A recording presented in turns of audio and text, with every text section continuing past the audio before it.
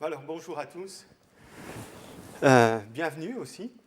Et je suis content d'être parmi vous ce matin. Alors, si je dois me présenter, je ne sais pas trop ce que je vais vous dire. Je suis né en France, il y a déjà bien des années.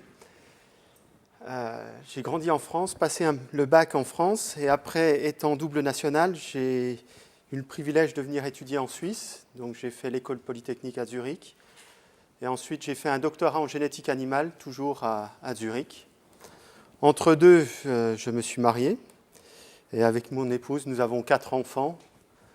Jérémie, Timothée, Rebecca et Benjamin, dans l'ordre décroissant, allant de 9 ans et demi à 5 ans et demi. Voilà, sinon, depuis 1992, je travaille dans la recherche en génétique animale, dans un institut dans le sud de la région parisienne, où je m'intéresse surtout à la problématique de la génétique bovine. Donc tout ce qui touche aux bovins, taureaux, vaches et veaux, que ce soit maladies héréditaires ou problèmes génétiques, essayer de comprendre les caractères génétiques comme ceux responsables de la quantité, la qualité du lait et autres. Donc nous nous en occupons au sein du laboratoire. Donc voilà pour commencer. Si vous avez d'autres questions ou si vous voulez en savoir plus, vous pouvez passer me voir dans la journée. On peut en discuter.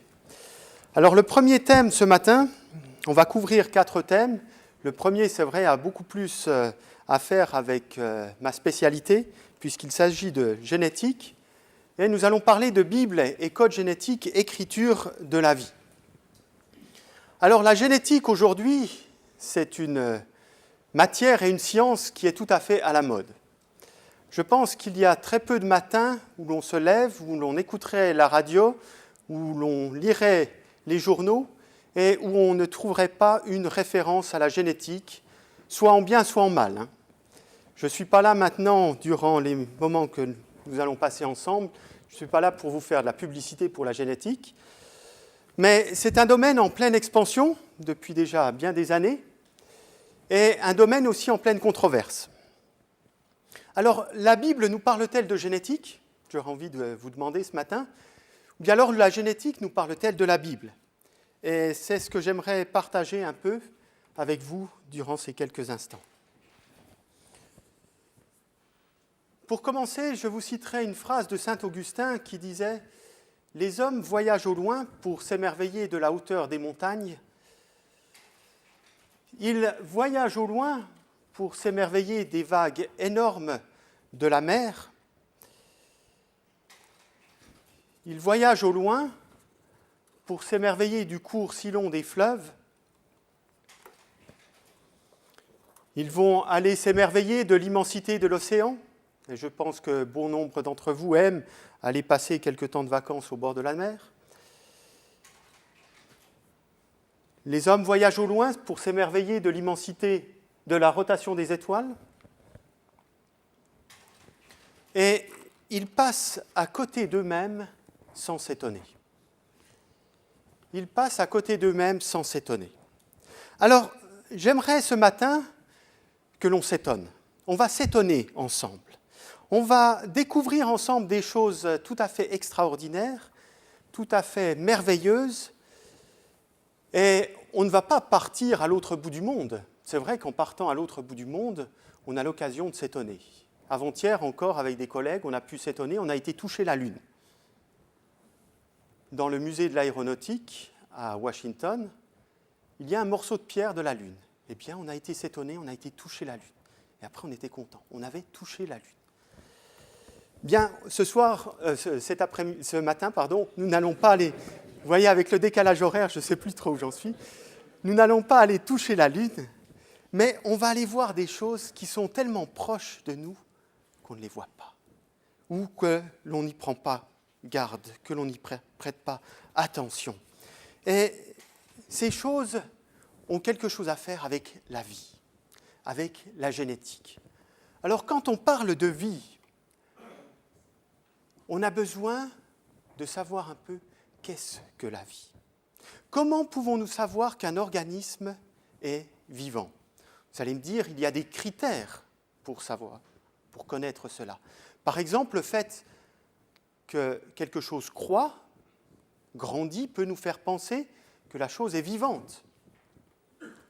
Un problème, par exemple, c'est qu'un caillou peut grossir. Par accumulation de calcaire, il va grossir en taille, mais il n'est pas vivant pour autant. Donc la croissance est nécessaire, mais n'est pas suffisante. Il faut encore quelque chose en plus. Alors, un critère important, c'est par exemple le métabolisme.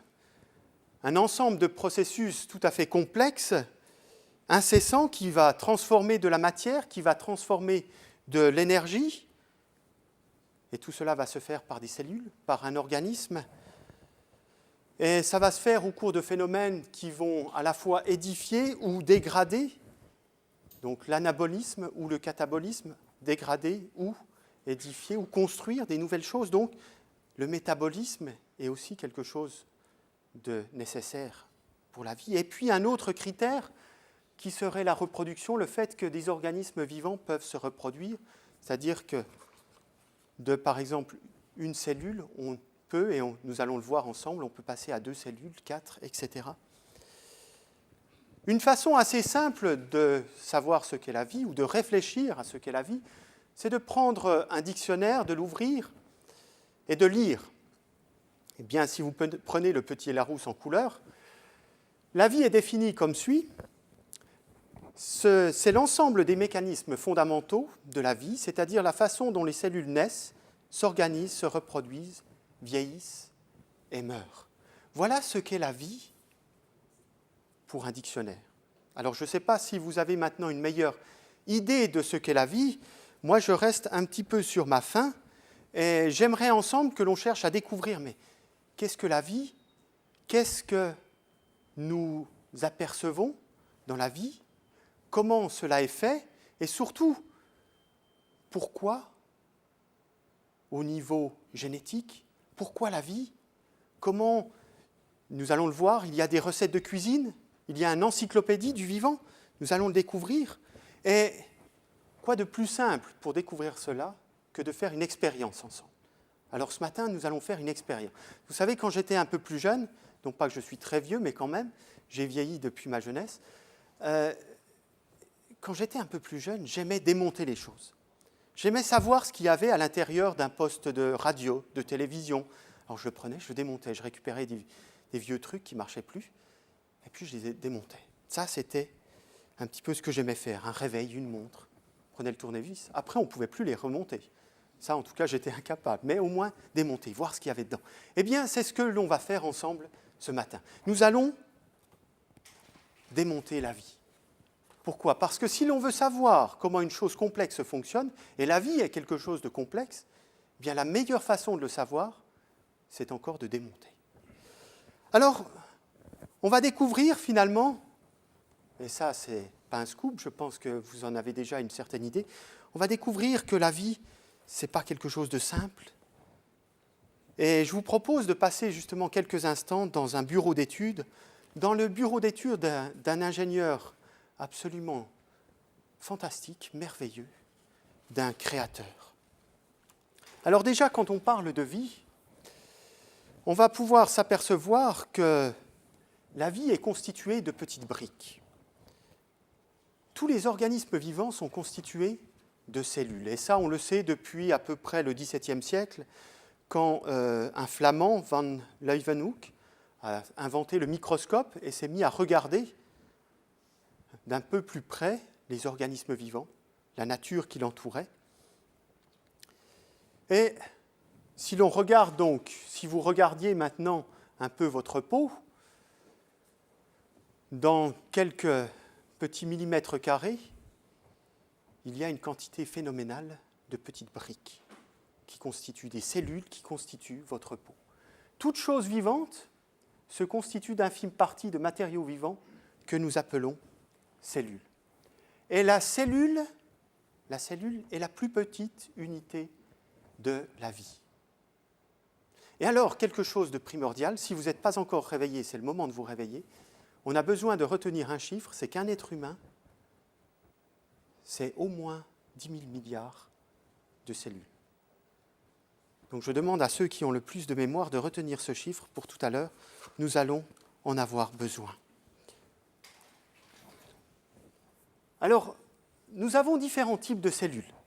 Nous pouvons avoir des cellules à l'intérieur de nos vaisseaux sanguins qui seront les globules rouges que vous avez en bas à votre droite, ou au milieu, vous avez un globule blanc qui est l'un des soldats de votre organisme. Vous pouvez avoir des cellules dans votre intestin, vous en avez partout, partout, partout, partout. Mais des cellules qui ne se ressemblent pas. Différents types de cellules. Différents types de cellules qui construisent un organisme vivant. C'est tout comme quand vous construisez une maison, vous avez également différents types de matériaux que vous utilisez. Vous avez des tuiles pour faire le toit, vous avez du bois pour faire la charpente, vous avez peut-être les fondations qui sont en béton, en tout cas des fondations solides, on l'espère. Donc, différents types de cellules qui constituent l'organisme vivant. En revenant à nos cellules de tout à l'heure, vous avez sur votre droite une cellule végétale et sur la gauche une cellule animale. Un schéma de globules blancs. Et sur la droite, ça doit être une coupe à travers une feuille d'érable. Et donc, vous voyez que ça se ressemble. C'est vrai, une cellule végétale, une cellule animale, ça se ressemble, on voit des choses qui se ressemblent. Ça a une forme plus ou moins arrondie, alors certaines seront plus ou moins carrées, rectangulaires. Les cellules n'ont pas toutes la même forme. Si l'on cherche maintenant à regarder d'un peu plus près, et si l'on fait une coupe à travers la cellule, vous obtiendrez un schéma que vous trouvez là sur votre droite, avec une espèce de machinerie, des tuyaux, des cloisons, des conglomérats de matière, tout cela pour transformer de la nourriture en substance chimique. Alors, la cellule, c'est vrai, c'est une usine en miniature. C'est une véritable usine en miniature. Et vous avez donc des machines, mais vous avez aussi du personnel. Il y a des enzymes qui vont fabriquer, qui vont travailler, qui vont fabriquer des molécules. Et vous savez, dans une cellule, il y a plus de 1000 molécules chimiques différentes dans une cellule très simple. Il y en a des petites, il y en a des grandes. Mais tout cela travaille. Donc des travailleurs, des machines, vous avez des cloisons, vous avez un petit peu tout, comme dans une usine. Et puis, là, au centre de notre image, vous voyez une tache un peu rosâtre. Il s'agit du noyau. Alors, qu'est-ce que le noyau dans une cellule ? Eh bien, le noyau dans une cellule est ce que le bureau ou l'administration est dans une usine. La tête pensante, un bureau actif. On a dit tout à l'heure qu'on allait chercher à découvrir ce qu'est la vie. On allait chercher à découvrir pourquoi la vie. Eh bien, l'encyclopédie de la vie se trouve dans le noyau. Le noyau possède en lui-même les plans, les schémas pour la croissance de la plante ou de l'animal en son entier. Tout est contenu dans le noyau. Si vous cherchez les recettes de cuisine de la vie, vous allez les trouver dans le noyau. Donc, les recettes se trouvent là-dedans. Le pourquoi se trouve en partie là-dedans. Et le noyau a une particularité tout à fait spéciale, c'est qu'il peut se diviser en 2 noyaux tout à fait nouveaux. C'est ce qu'on appelle la division cellulaire. Et donc, à partir d'une cellule, vous allez avoir une ébauche de 2 cellules qui vont se former. De 2 cellules, nous allons pouvoir passer à 4, etc., etc.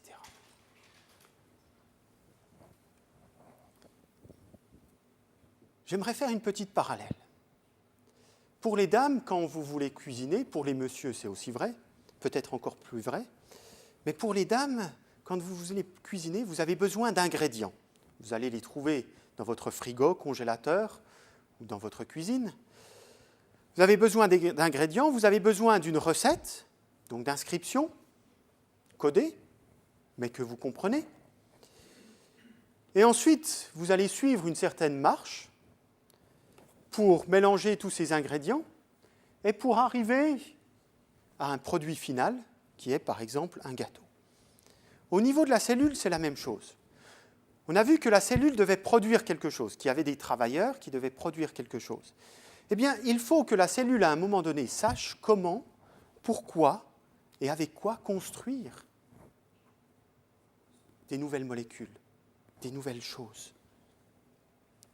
Pour faire des cloisons, peut-être. Pour qu'à un moment donné, tout soit prêt pour que le noyau se divise en 2 nouveaux noyaux. Et donc, pour faire cela, il y a besoin d'une organisation.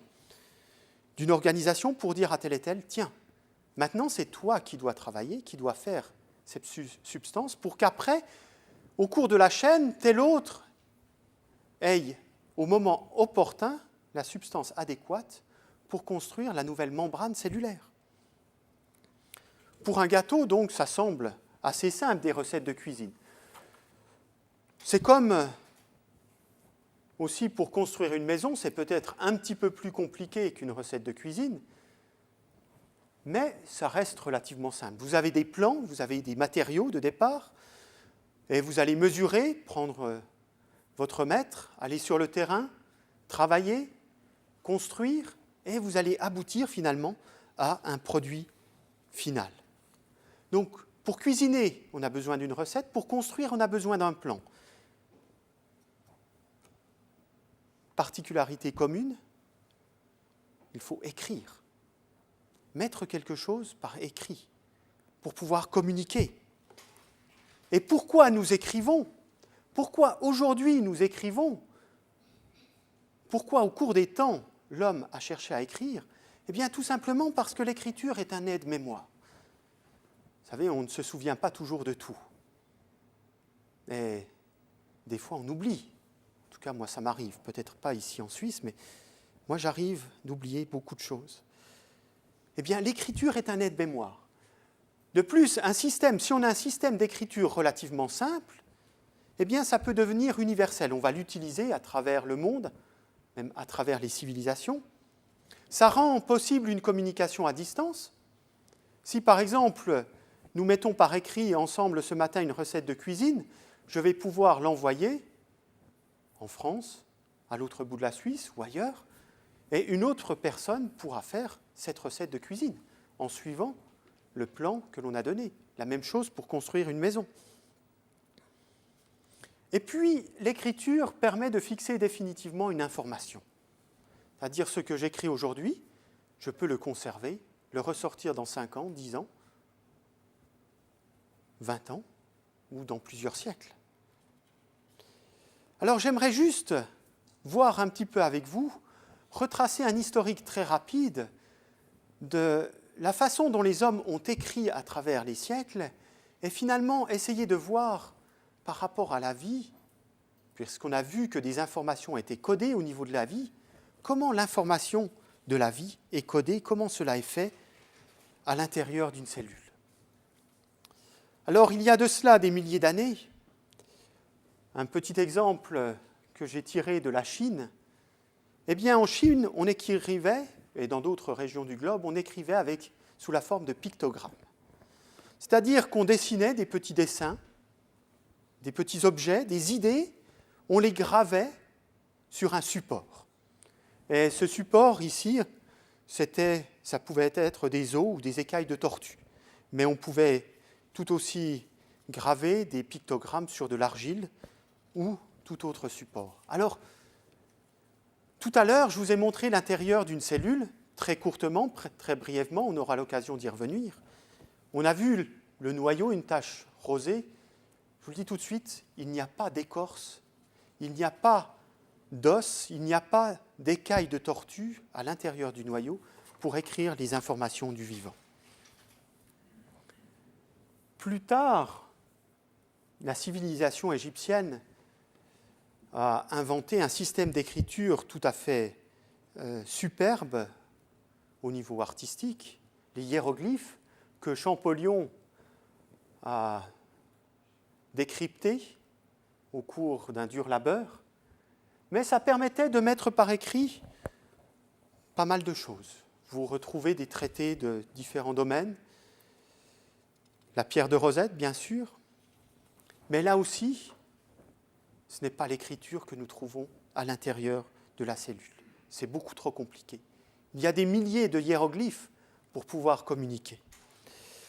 En Mésopotamie, un autre système d'écriture a vu le jour. Il s'agissait de l'écriture cunéiforme, où l'on écrivait dans de l'argile, par exemple, et vous avez en bas sur votre gauche le vocabulaire des arbres, un extrait de la 3e tablette.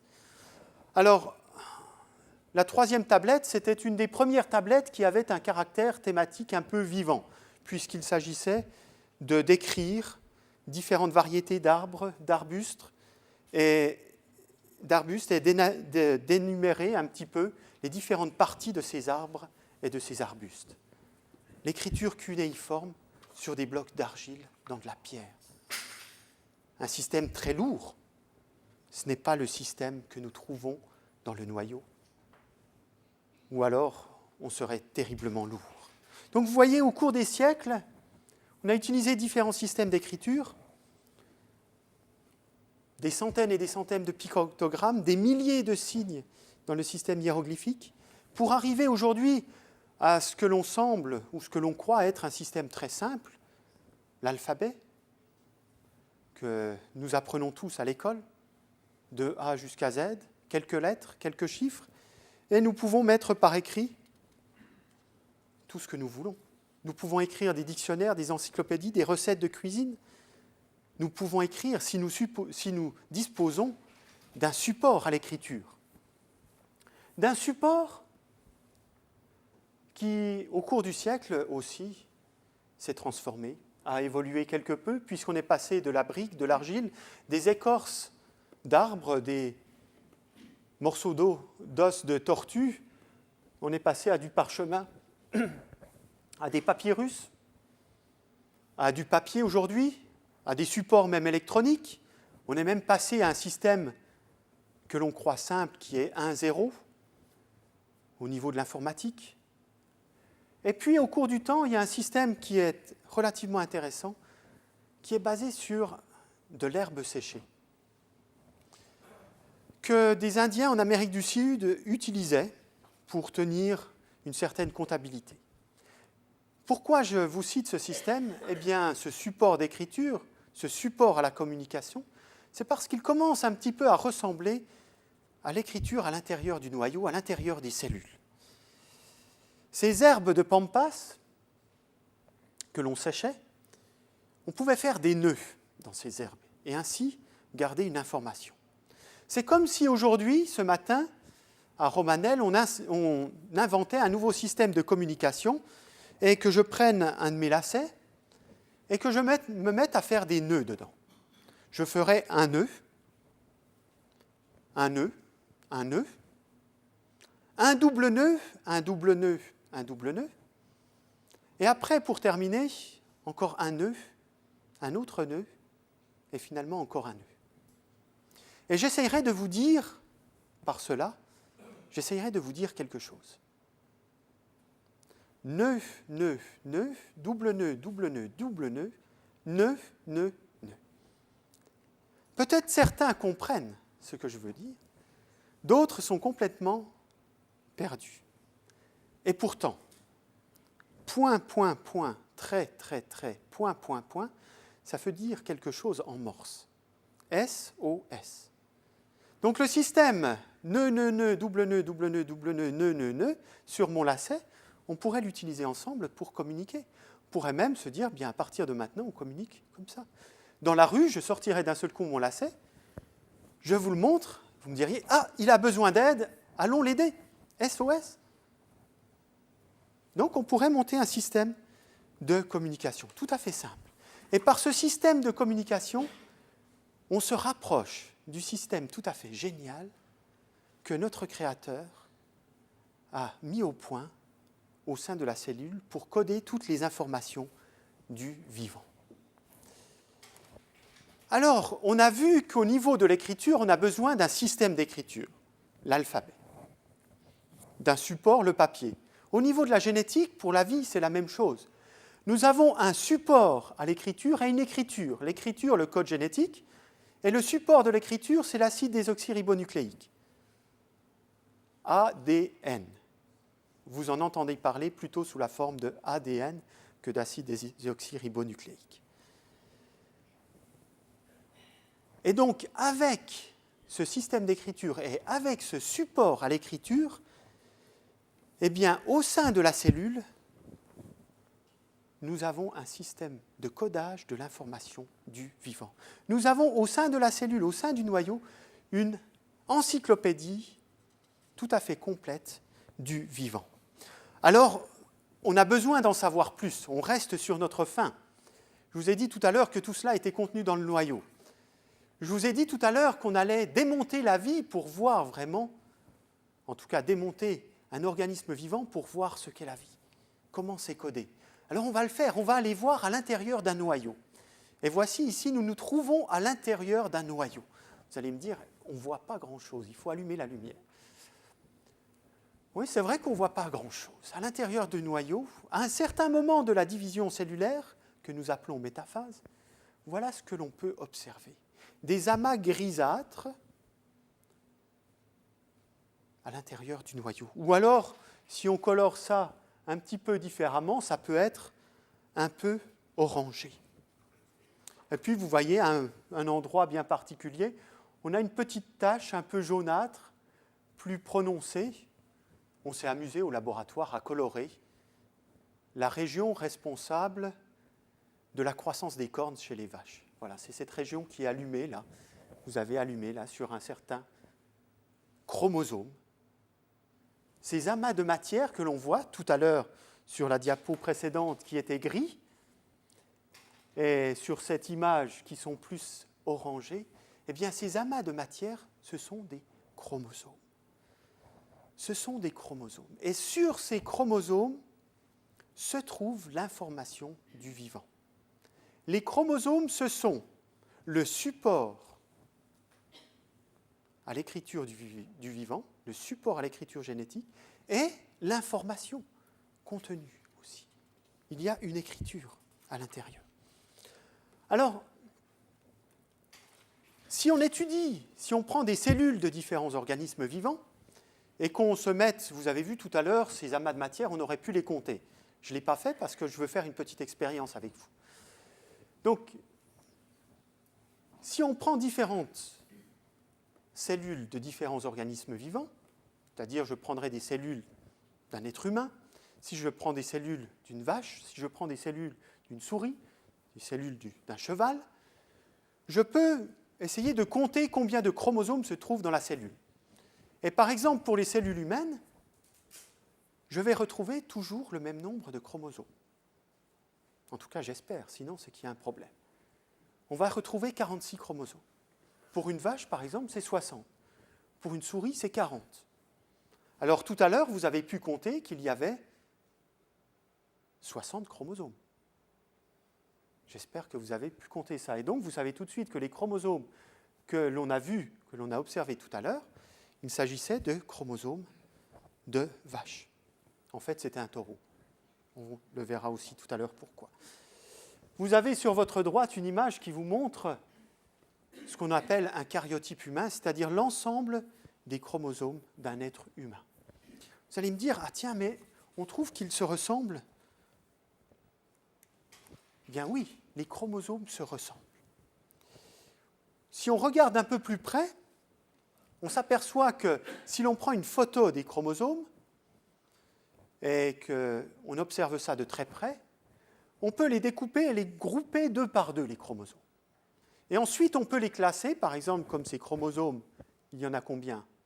30 paires, 60, comme ces chromosomes bovins, de l'espèce bovine, on peut les classer par paires, du plus grand au plus petit. Nous allons obtenir 29 paires de chromosomes qui vont par deux, et puis deux chromosomes qui semblent différents. Un chromosome que l'on appelle X et un chromosome que l'on appelle Y. Eh bien, vous avez compris maintenant que là, il s'agit de chromosomes de taureau. Pourquoi ? Parce que X et Y, ce sont les chromosomes que l'on appelle chromosomes sexuels. Mais ce n'est pas suffisant. On n'a encore pas vu sur ces chromosomes les lacets dont je vous ai parlé tout à l'heure. Alors on va passer au microscope électronique. Au microscope électronique, voilà ce qu'on peut observer sur ces chromosomes. On peut observer des fins filaments, des sortes de fins filaments. Et c'est sur ces fins filaments que se trouve l'information du vivant. L'encyclopédie de la vie se trouve sur ces filaments. Les recettes de cuisine qui vont permettre qu'à un moment donné, un organisme vivant passe d'une cellule à 2, 4 et grandisse, deviennent ce que vous êtes aujourd'hui. Et sur ces petits filaments, il y a absolument toute l'information nécessaire au développement d'un taureau comme l'un de ceux que vous avez sur cette image. Un beau taureau qui donne bien de la viande. Alors vous allez me dire, ce n'est pas à la mode aujourd'hui, la viande bovine, mais tout est là sur des fins filaments. Mais comment cette information se trouve sur ces filaments? Comment est-ce codé? Quel système alphabétique est utilisé? Bien, les chromosomes, je vous ai déjà parlé d'encyclopédie, c'est vrai, ils portent le code génétique, donc l'écriture du vivant. Ils représentent un concentré d'informations, et on pourrait parler maintenant de plus d'1 millier de livres de 1000 pages chacun, ou si on cherche à se représenter une idée, alors suivant la taille de la police que l'on utilise sur les pages d'écriture, ce sera plus ou moins grand, mais environ, on pourrait dire qu'on pourrait entasser des encyclopédies jusqu'au 15e étage d'un immeuble pour donner une idée de l'information contenue à l'intérieur des chromosomes d'une cellule. C'est vraiment une encyclopédie du vivant ultra concentrée. On va voir tout à l'heure combien de recettes de cuisine. Et donc codé sur une molécule que nous appelons l'ADN, et voici de l'ADN. Pour ceux qui n'ont jamais vu d'ADN à l'œil nu, vous venez me voir tout à l'heure, j'en ai dans une petite fiole que j'ai oublié de prendre dans ma poche tout à l'heure, mais j'en ai dans mon sac. Donc je peux vous en montrer tout à l'heure. Donc l'ADN qui est le support de l'encyclopédie de la vie. Et ça, c'est à peu près la quantité d'ADN que l'on obtiendrait si je vous prélevais maintenant une dizaine de millilitres de sang et que je fasse une petite expérience, ce qu'on appelle une extraction d'ADN en laboratoire, qui se fait assez rapidement. Donc, on obtiendrait à peu près une substance un peu cotonneuse, un peu blanchâtre, comme ça, un peu comme une méduse, dans de l'éthanol. Ça, c'est de l'ADN dans de l'éthanol. Et puis, si on restait maintenant au niveau d'une cellule, on verrait que dans une cellule humaine, il y a à peu près une molécule d'ADN qui, si on la mettait bout à bout, serait de l'ordre de 1 mètre, 1 mètre 50, 1 mètre 70. Bien sûr, pour des organismes plus petits, comme une bactérie, qui sont apparemment beaucoup plus simples, nous trouvons moins d'ADN. Non pas forcément qu'un organisme petit ait moins d'ADN, ou qu'un gros animal ait plus d'ADN qu'un autre, non. Mais pour une bactérie, il y a moins d'informations génétiques. Et par exemple, la bactérie Escherichia coli, que vous côtoyez journellement, et heureusement, qui se trouve même en vous actuellement, eh bien la bactérie Escherichia coli possède tout aussi bien que vous de l'information génétique. Elle possède une molécule d'ADN qui est particulière, ce n'est pas sous forme de lacet, c'est un lacet circulaire, si vous voulez. Et un lacet circulaire qui aurait une longueur d'1,4 mm, avec des lettres génétiques qui constitueraient son encyclopédie du vivant et une quantité de lettres qui serait de l'ordre de 3 400 000 lettres génétiques. Alors tout à l'heure, je vous ai dit que l'ADN, c'était un long filament, que pour l'être humain, on estime que dans une cellule, dans un noyau, ça fait à peu près une longueur d'1 mètre 50, 1 mètre 70. C'est un concentré d'informations. Ce petit lacet n'a que 2 millionièmes de millimètre de diamètre. Alors, si vous voulez savoir ce qu'est exactement 2 millionièmes de millimètre, tout à l'heure, quand vous rentrez chez vous à la maison, vous avez des règles graduées à vos bureaux, au millimètre. Vous prenez cette dimension, le millimètre, et vous le partagez en 2 millionièmes, c'est-à-dire en 2 millions, en millions déjà, de séparations, et vous prenez 2 millions de ces séparations. Quelque chose de tout à fait petit difficilement imaginable à l'œil nu. Mais voici le fin filament sur lequel est codée l'information du vivant. Alors, c'est là que je vais avoir besoin de ceux parmi vous qui ont bonne mémoire et qui avaient certainement retenu le nombre de cellules qu'il y a environ dans un être humain. Au moins 10 000 milliards, oui. Je vois que vous suivez, c'est très bien. Eh bien, maintenant, on peut se dire, dans ces 10 000 milliards de cellules, il y a 1,50 m, 1,70 m de molécules d'ADN. Si je prenais maintenant toutes ces molécules d'ADN, que je les mets bout à bout, quelle est la distance que j'obtiens ? Eh bien, j'obtiendrai 100 fois la distance entre le Soleil et la Terre, qui est quand même une distance de 150 millions de kilomètres, donc 100 fois 150 millions de kilomètres. Tout cela, c'est le fin filament, serait le fin filament qui porte de l'information génétique dans vos milliards et milliards de cellules que vous avez constituant votre corps. On a du mal à se représenter tout ça. On a beaucoup de mal. Et pourtant, ça tient dans une surface, dans un volume tout à fait réduit, à peine imaginable à l'œil nu, que l'on doit regarder au microscope électronique, si l'on veut le voir.